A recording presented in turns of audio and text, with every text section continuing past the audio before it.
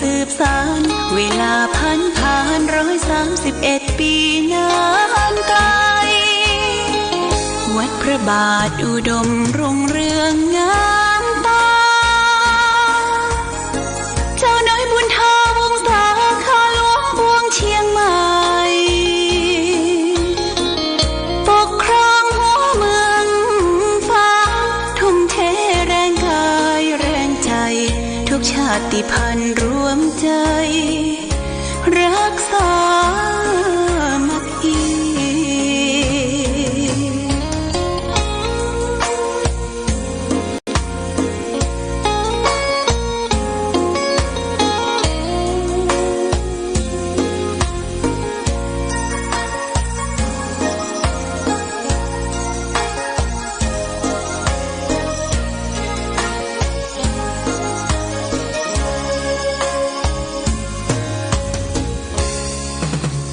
เป็นวัดร้างโบราณสืบสาน2524พระมหาราชครูเกษราปัญญาปรมาติกาจารย์จากวัดดับภัยเชียงใหม่สืบสานเวลาผ่าน131 ปีนานไกลวัดพระบาทอุดมรุ่งเรืองงามตาเจ้าน้อยบุญทาวงศาข้าหลวงพวงเชียงใหม่ปกครองหัวเมืองฟ้าทุ่มเทแรงกายแรงใจทุกชาติพันธุ์รวมใจรักษามัคคี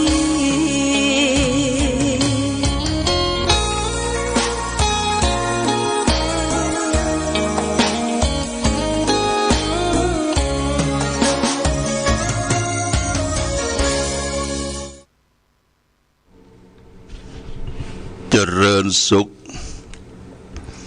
ศรัทธาสาธุชน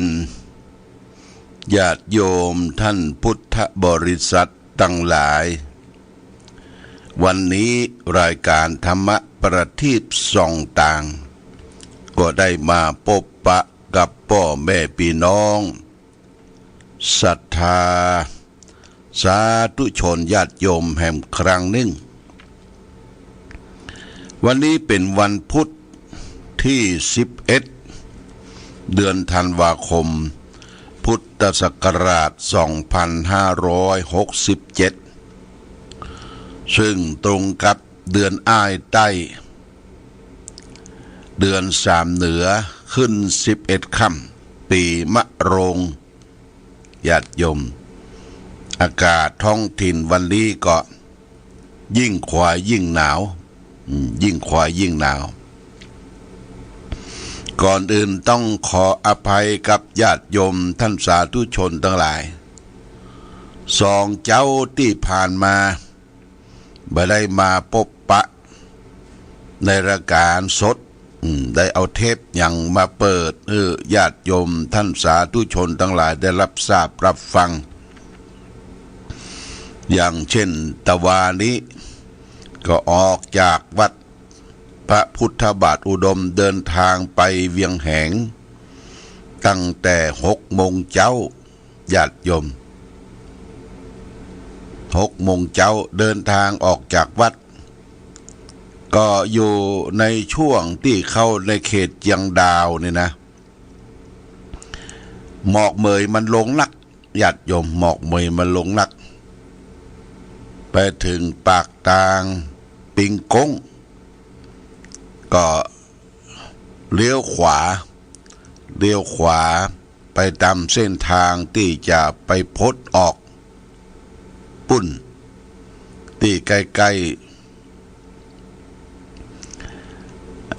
ค่ายตชด.แล้วก็เลี้ยวซ้ายแหนมน้อยก็ขึ้นไปทางปากทางเวียงแหงไปถึงเวียงแหงก็ประมาณสักเวลา9 โมง 10 นาทีญาติโยม6 7 8 9ก็ใช้เวลาเดินทางประมาณสัก3 ชั่วโมงไปนี่อย่างเวียงแหงตะวานี้เป็นวันทำบุญครบรอบ73 ปี ของหลวงพ่อท่านพระครูกันตะศีลานุยุตเจ้าอาวาสวัดกองลมเจ้าอาวาสวัดกองลมและก็เจ้าคณะอำเภอเวียงแหงพื้นเพของท่านพระครูกันตะศีลานุยุตชื่อเดิมอยู่ว่าบุญช่วยมาจากปุ้นอำเภอในเขตของจังหวัดแม่ฮ่องสอนญาติโยมนะแม่ฮ่องสอนก็เริ่มทำพิธีไหว้พระสวดมนต์ได้ไปพระสวดมนต์เจริญพระพุทธมนต์สืบชะตาถวายแด่ท่านพระครูกันตะศีลานุยุตก็มีญาติโยมท่านสาธุชนพระสงฆ์ที่เป็นประธานก็หลวงพ่อที่ปรึกษาเจ้าคณะจังหวัดเชียงใหม่วัดเชียงดาววัดเชียงดาววัดอินเชียงดาวเป็นต้นเป็นประธานหลังจากที่ได้ประกอบพิธีถวายเครื่องทายทานเสร็จเรียบร้อยก็ฉันเพลนะฉันเพลที่เวียงแหงอาหารเพลที่เวียงแหงเปิ้นจัดแบบพื้นบ้านล้านนาก็มีอาหารมีแกงแค่นะญาติโยมนะแกงแค่เปิ้นก็มีรสชาติใช้ได้เพราะว่าผักไม้ไส้เขือหน้านี้น่ารับประทานแล้วก็เป็นอาหารไทยอย่างหนึ่งก็คือมียำหน่อนี่นะมันส้มๆเห็นหน่อยแล้วก็ใส่นี่ใส่เม็ดบะถั่วดินคั่วตัวแล้วก็มีน้ำพริกตาแดงผักนึ่งนี่เป็นของเก่าโบราณเป็นอาหารก็ถูกรสถูกปากฉันอาหารเช็ดเรียบร้อยแล้วก็เดินทางไปที่ลักแต่งนี่เป็นจะได้ญาติโยมก็คือลักแต่งที่เขตติดต่อระหว่างไทยกับพม่าเปิ้นห้องว่ามีลักใหญ่จนลักแต่งที่วัดฟ้าเวียงอินก็ขึ้นไปไหว้พระที่วัดฟ้าเวียงอินลักแต่งไปชมภูมิทัศน์ที่ห้านมีโรงเรียนของพระเนนน้อยๆที่เริ่มเรียนที่พ่อแม่เป็นชาติพันธุ์เรียกว่าโพธิยาไรเป็นโรงเรียนสาขาของวัดป่าไม้แดงพระเจ้าพรหมมหาราชโพธิยาไรก็มีหลายที่เป็นการศึกษาให้แก่ลูกเล็กเด็กเยาวชนที่เป็นผู้ชายนะคือตัวน้อยมาบวชแล้วก็ยังบ่ได้เรียนหนังสือเตื้อก็ไปอาศัยอยู่วัดสถานที่ต่างๆเป็นของมหาวิทยาลัยจุฬาลงกรณราชวิทยาลัยเรียกว่าโพธิยาไรก็เป็นการศึกษาเริ่มต้นคือการศึกษาแก่ลูกหลานลูกเล็กเป็นคนชาติพันธุ์จะเป็นพม่าเป็นปะล่องเป็นคนเผ่าอื่นก็ได้การศึกษาเป็นเรื่องสำคัญญาติโยมเป็นเรื่องสำคัญยิ่งเพราะว่าพระบาทสมเด็จพระเจ้าอยู่หัวรัชกาลที่9เนี่ยได้มีพระราชดำรัสว่าคนที่มาอาศัยอยู่ในเมืองไทยต้องได้รับการศึกษาการเรียนรู้นั้นเป็นยังความเจริญให้แก่ประเทศให้แก่คนที่อยู่อาศัยอยู่ในประเทศไทยถ้าบ่มีการศึกษานี่ก็ไปไหนบ่รอด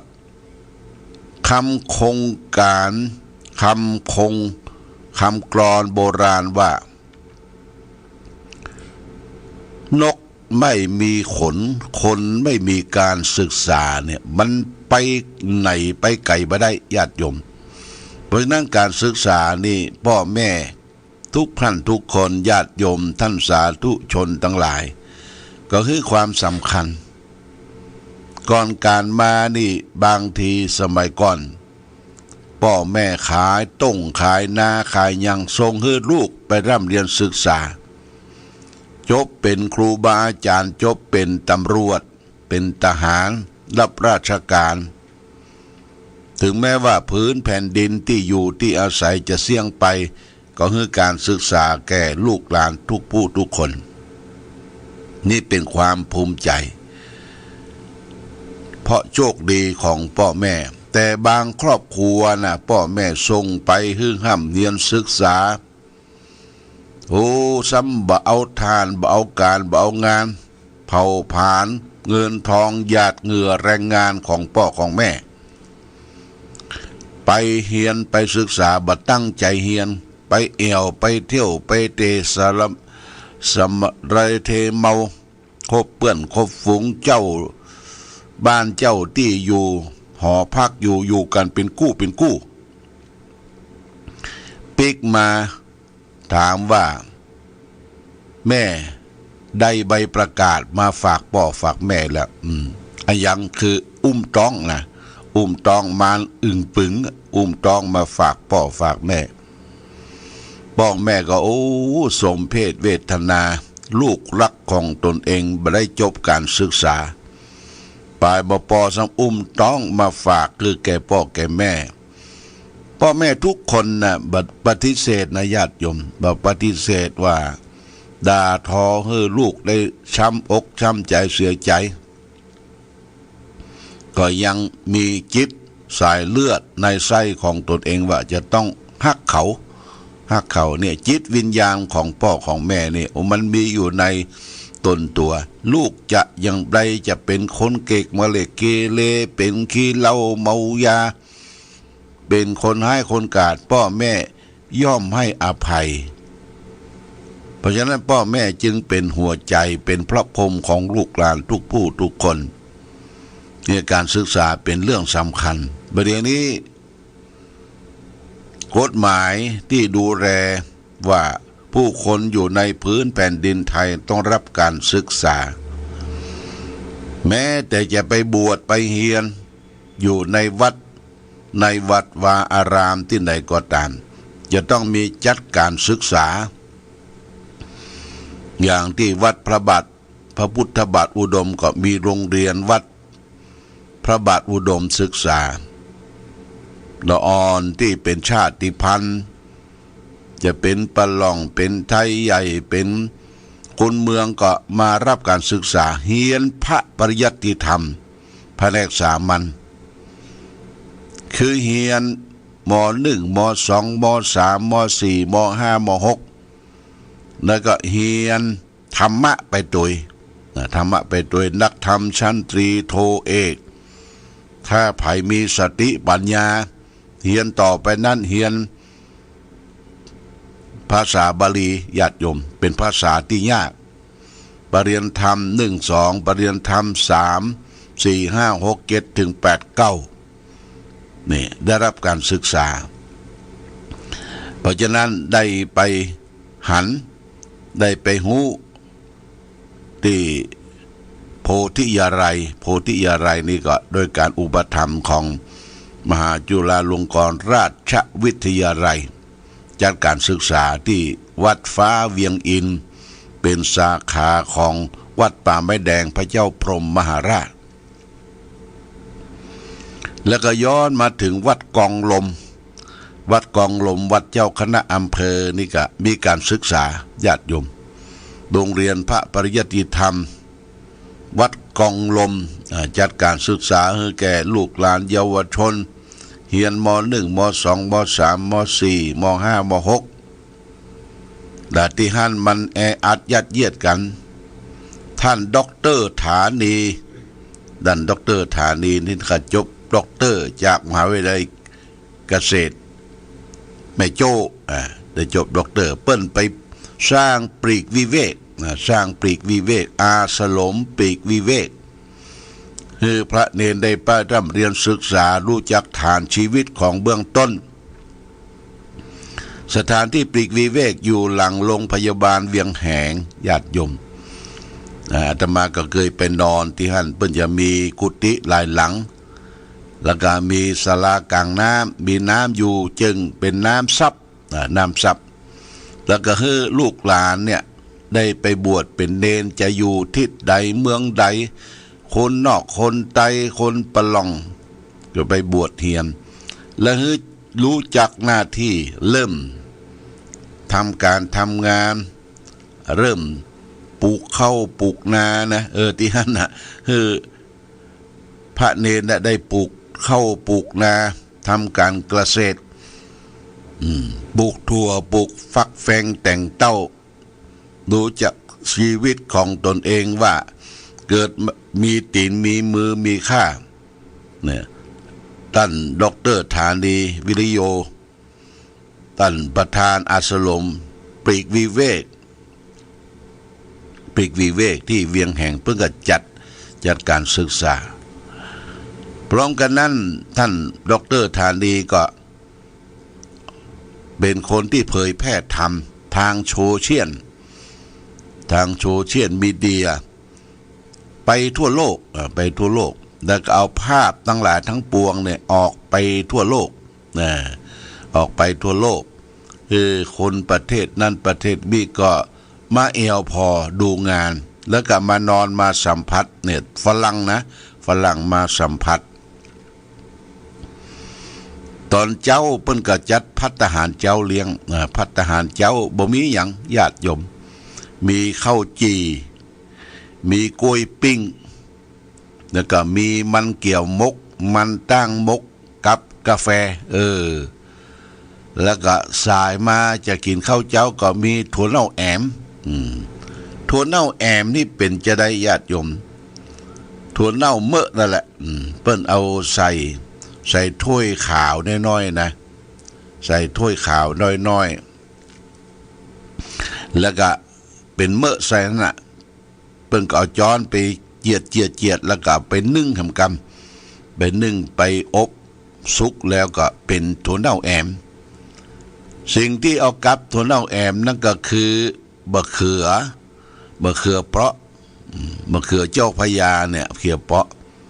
แล้วก็จะไข่เพิ่งก็ซอยเอากังหัวมันมากับถั่วเน่าแอมเอาข้าวนึ่งข้าวกุ้ยมันมีข้าวนึ่งกับข้าวเจ้าก็ได้อันนี้ได้ไปหูไปหันได้ไปสัมผัสที่เวียงแหงญาติโยมเวียงแหงไกลพ้นเอาจากปากทาง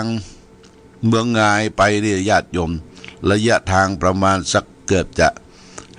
59 กิโลบนดอยบนภูบนเขาบนทางรถเตี้ยวแต่ที่ข้างทางที่จุดชมวิวนั้นเป็นขายสินค้าเนี่ยญาติโยมขายสินค้าก็มีส้ม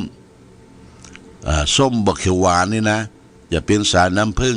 มันจะเปรี้ยวน้อยกว่าเมืองฝางเฮาขายส้มบักเขียวหวานแล้วก็แต่ว่าก็แวะซื้อมาก็คือฟักทองหรือว่าฟักแก้วหน่วยอะโวคาโด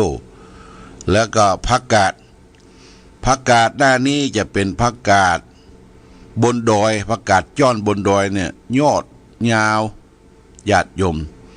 ต้นมันตุดดียอดยาวแล้วก็มีลักษณะขมน้อยวันนี้จะแกงผักกาดหมดตอนเนี่ยแกงผักกาดแล้วก็ใส่บกแควนนี่เป็นพืชสมุนไพรของคนเมืองเฮานี่ของสินค้าตามลายทางแวะไปลายทางแล้วก็ไปที่วัดฟ้าเวียงอินนั่นก็มีแม่ค้าคนหนึ่งเป็นเอาหมวกคนไตมาขายใบละ150 บาทก็ซื้อมา3 ใบซื้อมาคือคนงานของวัดไว้ซุปยะงานเหตุการณ์แล้วก็ซื้องาดำญาติโยมงาดำมาพร้อมโดยท่านพระครูสถิตธรรมพิลักษ์ เจ้าคณะอำเภอชัยประการวัดป่าใบแดงคนละ2 ลิตร 3 ลิตรงาดำแล้วก็เปิ้นแปลงเข้านุกงาสำเร็จเข้านุกงาสำเร็จนั่นก็คือเปิ้นอัดเป็นสีดำเป็นแท่งเปิ้นก็บอกว่าท่านเจ้าถ้าจะไปกินเนี่ยก็ใส่ไมโครเวฟหรือมาอันดังไฟแล้วก็ไปปิ้งแหมกำแล้วก็กินรสชาติอร่อยนี่ก็สินค้าพื้นเมืองที่วัดฟ้าเวียงอินเปิ้นที่ขายที่ห้านก็ไปอุดหนุนเปิ้นปิกมารายทางก็ไปแวะซื้อไอ้เนี่ยฟักทองเนี่ยนะฟักทองนี่ชอบญาติโยมฟักทองหรือบ่ฟักแก้วบนดอยนะฟักทองบ่ฟักแก้วบนดอยนี่จะเป็นฟักทองที่ยาวหรือที่ปุ้มก็ตามมันออกบนดอยเนี่ยรสชาติมันดีเอามานึ่งกับน้ำพริกตาแดงหรือเอามาแกงก็ได้นี่ฟักทองเป็นสินค้าพื้นเมืองที่ได้ไปพบไปปะสัมผัสอาตมาไปที่ไหนก็มักจะไปซื้อสินค้าพื้นเมืองวันซืนนั่นก็บ่ได้มาพบญาติโยมก็ไปที่แม่แตงก็คือวัดพระธาตุสุนันทาวัดพระธาตุสุนันทาวัดรองเจ้าคณะอำเภอเสร็จแล้วทำพิธีอบรมสมโพธิสืบชะตาแล้วก็ล่องมาที่บ้านป่าไม้บ้านห้วยน้ำจางแม่แตงไปที่ฮั่นก็ไปซื้อเป็นผักกูดเนี่ยผักกูดซื้อมาหลาย10 บาทมันบ่ร่ำมีคนไปเสาะมาขายนะผักกูดแล้วก็ของป่าหลายอย่างเป็นพืชผักผลไม้ผักกูดแล้วเอามาแล้วก็ผักกูดนี่เอามาทำได้หลายอย่างญาติโยมมาจอกระลำเนอะจอผักกูดอย่าไปคิดว่ามันบ่มีประโยชน์ต่อร่างกายมันเป็นผักที่ต้องมาต้านอนุมูลอิสระบ่ให้พิษภัยอย่างต่างๆเกิดขึ้นมันเป็นผักธรรมชาติแล้วจากนั้นก็เอาผักกูดนี่มาคั่วใส่หมูคั่วใส่ไอ้บกแข้งญาติโยมนะเอาต้องกินร้อนๆเนอะกินร้อนๆผักกูดคั่ว ถ้าไปจังเจียงตุงนี่ก็เปิ้นจะทำผักกูดคั่วผักกูดยอนี่สู่รสชาติอร่อยนะนี่คือผักผลไม้ที่อยู่ตามธรรมชาติในหน้านี้เป็นหน้าที่เฮาไปเอวไปแวงที่ไหนก็ปะแล้วก็ได้ซื้อข้าวหลามมาตัวยังไม่ได้ใส่เด้อข้าวหลามมาอยู่3 มัด3 มัด3 บอก10 บาท3 มัดก็30เอามายังวันบ่ได้ใส่เด้อแล้วก็ตะว่าซื้อข้าวสารมาตัวข้าวสารเป็นข้าวนึ่งข้าวกำข้าวนึ่งข้าวกำข้าวใหม่ข้าวให้ที่วัดฟ้าเวียงอินเนี่ยวันนี้ก็จะคือเขาได้จัดการเอาแจ้แล้วก็จะใส่ข้าวหลามแล้วก็จะให้เขาไปซื้อเอากะทิสำเร็จญาติโยมกะทิสำเร็จมากรอกเป็นน้ำมันเรียกว่าข้าวหลามกะทิถึงแม้ว่ามันจะบ่เหมือนที่เปิ้นขายเจียงดาวที่เฮาไปแวะซื้อที่เจียงดาวนี่แต่ว่าก็มีรสชาติที่เฮาทำเองนะญาติโยมท่านสาธุชนทั้งหลายที่ได้มามาจากวันนี้ก็วันที่11ละวันที่11ธันวาวันที่16ธันวานี่ญาติโยมนะประเดี๋ยวนี้ก็ทางหมู่บ้านต่างๆก็รับทองแผ่นทองกันไปแล้วก็ได้ส่งมาที่อำเภอก็จะส่งมาที่ศูนย์กลางหน่วยงานของคณะสงฆ์จะได้รอองค์พระนอนปางปรินิพพานเวลาตอนบ่ายเนี่ยวันที่16ตอนบ่ายวันจันทร์เป็นวันดีเป็นวันมหาฤกษ์มหาชัยเวลา3:39 ตอนเจ้าที่วัดแม่อายหลวงเปิ้นจะเจริญพระพุทธมนต์เปิดงานปล่อยหลวงก่อนเขาจะไปเริ่มเปิดงานปล่อยหลวงและฉันเพลการที่ห้านแล้วก็ตอนบ่ายก็จะมาที่วัดพระพุทธบาทอุดมก็ขอเชิญชวนญาติโยมเด้อแผ่นทองหรือทองแท่งตอนนี้ก็ยังมีอยู่วันนี้บ่ได้เอาชื่อมาอ่านนะแผ่นทองแท่งนักกิโลนี่ก็ประมาณ199 บาทนัก7กิโลนี่ก็999 บาท999นะ999 บาทติดต่อมาที่วัดพระพุทธบาทอุดมได้ก็มีหลายท่านรับจองเป็นเจ้าภาพเจ้าศรัทธาวันหล่อพระนั่นไผมีทองคำนะญาติโยมทองคำเป็นต่างหูเป็นเด็ดเป็นสร้อยที่สำรุดสุดสมมันตินทองคำบะใส่ก็เอามาหลอมหล่อเบ้าด้วยกันเนอะหรือมีจิตเจตนามากไปกว่านั้นมากไปกว่านั้นก็ซื้อมาก็ได้คนละสลึงก็เอามาไร่มารอมกันพอรอองค์พระเนี่ยทองคำมันจะอยู่ที่เสียนเพื่อจะรอที่เสียนก่อนที่หัวก่อนที่เสียนที่หัวอันนี้ก็แจ้งญาติโยมท่านสาธุชนทั้งหลายก็ได้รับหลายสลึงละแต่ที่ท่านบริจาคมาบัดถึงกับบาทเด้อคนละสลึง2 สลึงนี่ขออนุโมทนาสาธุกับญาติโยมท่านสาธุชนที่จะได้ร่วมด้วยช่วยกันหล่อพระนอนยาว7 เมตร21 เซน721จะ20 เมตร71 เซนในวันที่16ธันวาคมเนี่ยญาติโยมวันนั้นเราก็จะได้เตรียมสำรับขับเข้าอาหารว่างเพราะมันเป็นตอนบ่ายจะเลี้ยงน้ำเลี้ยงท่าทางวัดพระพุทธบาทอุดมทางคณะสงฆ์ตำบลเวียงเขต1เขต2เขต3กะว่าจะตั้งก๋วยเตี๋ยวเลี้ยงญาติโยมเลี้ยงพระเลี้ยงเนนตั้งแต่9 โมงเป็นต้นไปถึงบ่าย3 โมงวะนะเนนเขาเกียมต้องละรอบรูปต้องลุยว่าจะเอาสัก10 ชามจะกินสัก10 ชามว่าพุทโธจะมีก๋วยเตี๋ยวเลี้ยงแล้วก็คุณกนกพิษชัยนาร้านดานาพันธ์ก็จะเลี้ยงเขามีวันนี้ที่วัดปากตางเจริญเนี่ยเปิ้นจะมีการสวดมนต์อิติปิโส108แล้วก็สืบชะตาทางเมืองฝางเฮาก็คุณกนกพิษชัยนาบ้านห้วยงูในพร้อมด้วยคณะแต่เจ้ามาแวะเอาบะกอกนี่เป็นซ่าเก็บบะกอกคือไปเป็นซ่าแล้วก็เก็บเพิ่มเติมแหมฝากไว้แล้วก็ฝากปัจจัยไปร่วมทำธงชาติและเพลงชาติไทยเป็นสัญลักษณ์ของความเป็นไทยเราจงร่วมใจยืนตรงเคารพธงชาติด้วยความภาคภูมิใจในเอกราชและความเสียสละของบรรพบุรุษไทยประเทศไทย